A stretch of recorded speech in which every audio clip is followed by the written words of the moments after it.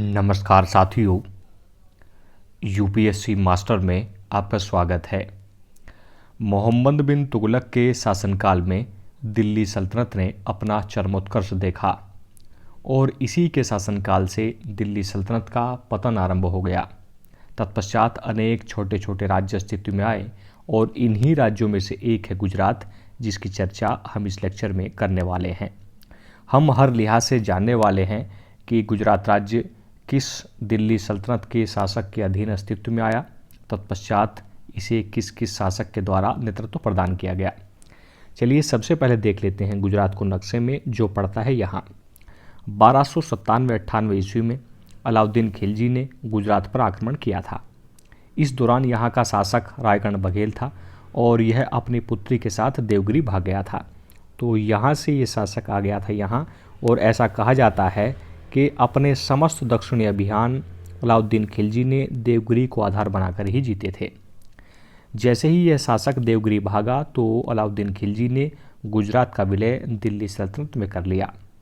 1401 ईस्वी में यहाँ नासिरुद्दीन महमूद शाह तुगलक, जो कि तुगलक वंश का अंतिम सुल्तान था, उसने जफर खां को राज्यपाल नियुक्त किया। परंतु जैसे ही इसे इस बात का भान हुआ कि सल्तनत कमज़ोर है, तो इसने स्वयं को स्वतंत्र घोषित किया और मुजफ्फर शाह की उपाधि धारण की। जफर खां ही जो है दिल्ली के सुल्तान द्वारा नियुक्त गुजरात का अंतिम सूबेदार था। हम देखते हैं अहमद शाह इसके बाद सत्ता में आया और इसने 1411 से 1443 ईस्वी तक गुजरात पर शासन किया। इसे ही गुजरात का वास्तविक संस्थापक माना जाता है। इसने आसफल के स्थान पर अहमदाबाद नगर की स्थापना की और इसे ही गुजरात की राजधानी बनाया। महत्वपूर्ण है, परीक्षा में पूछा जा चुका है। अहमदाबाद में ही इसने जैन और इस्लामी स्थापत्य के समन्वय से अनेक भव्य इमारतों का निर्माण भी करवाया। यह बिल्कुल असहिष्णु शासक था। इसने अनेक मंदिर नष्ट करवाए और गुजरात में पहली बार इसी के शासनकाल में गैर मुस्लिमों पर जजिया कर भी लगाया गया। परंतु यह शासक विद्वान भी था। बदरुद्दीन दमामिनी ने इसके विषय में कहा है कि वह सुल्तानों में विद्वान और विद्वानों का सुल्तान था। महत्वपूर्ण है, ये भी परीक्षा में पूछा जा चुका है। 1458 से 1511 ईस्वी तक गुजरात को नेतृत्व प्रदान किया महमूद शाह बेगड़ा ने। इसने अपने शासनकाल के दौरान गुजरात को स्थायित्व प्रदान किया और गुजरात का राज्य विस्तार भी किया। इसने मिस्र और तुर्की के साथ पुर्तगालियों के विरुद्ध संधि की और 1508 ईस्वी में चौल के निकट पुर्तगीज सेना को बुरी तरह पराजित किया। इसने चंपानेर और गिरनार के मजबूत किलों को तोड़वा दिया। चंपानेर पड़ता है यहाँ पर और गिरनार पड़ता है यहाँ पर। किलों के भंजक को तुर्की में कहा जाता है बेगड़ा, तो यही वजह है कि महमूद शाह को बेगड़ा की उपाधि से भी नवाजा गया। इसने चंपानेर के निकट मोहम्मदाबाद और गिरनार के निकट मुस्तफाबाद नगर भी बसाए। इसके अलावा चंपार के निकट इसने बाग-ए-फिरदौस की भी स्थापना की। ये भी मोस्ट इम्पोर्टेंट है, परीक्षा में पूछा जा चुका है।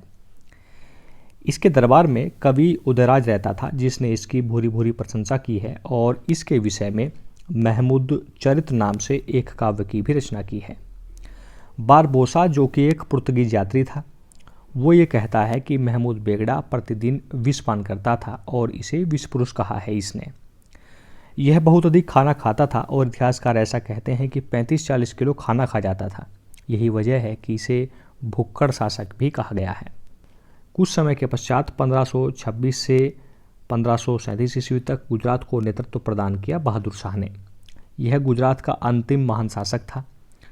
1531 ईस्वी में इसने तुर्की नौसेना की सहायता से दीव में पुर्तगीजों को पराजित किया और इसी के उपलक्ष्य में दीव में ही बुर्जे बहादुर शाही नाम का एक स्तंभ भी बनवाया। 1535 ईस्वी में इसने चित्तौड़ पर अधिकार कर लिया। हुमायूं जब सत्ता में आया तो इसने हुमायूं के शत्रु आलम खान लोदी को अपने यहाँ शरण दे दी। फलस्वरूप मुगल इससे नाराज हो गए और हुमायूं ने इस पर हमला बोल दिया और इसी हमले के दौरान इसका तोपची रूमी खां जो है वो मुगलों से मिल गया। महान संगीतज्ञ मंजू कलावंत जो थे वो इसी के दरबार में संरक्षण पाए हुए थे।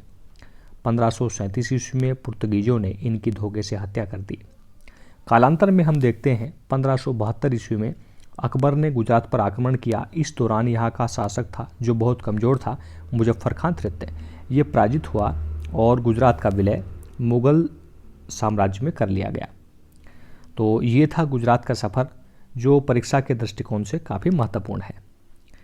उम्मीद है आपको समझ में आया होगा। इस संबंध में आपका कोई भी प्रश्न है तो आप कमेंट सेक्शन में ज़रूर लिखें। मिलते हैं नेक्स्ट लेक्चर में। तब तक के लिए जय हिंद, जय भारत, महाशक्ति भारत।